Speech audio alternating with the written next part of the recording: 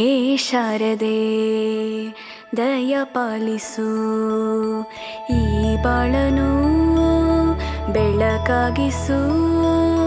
ಹೇ ಶಾರದೆ ದಯ ಪಾಲಿಸು, ಈ ಬಾಳನು ಬೆಳಕಾಗಿಸು.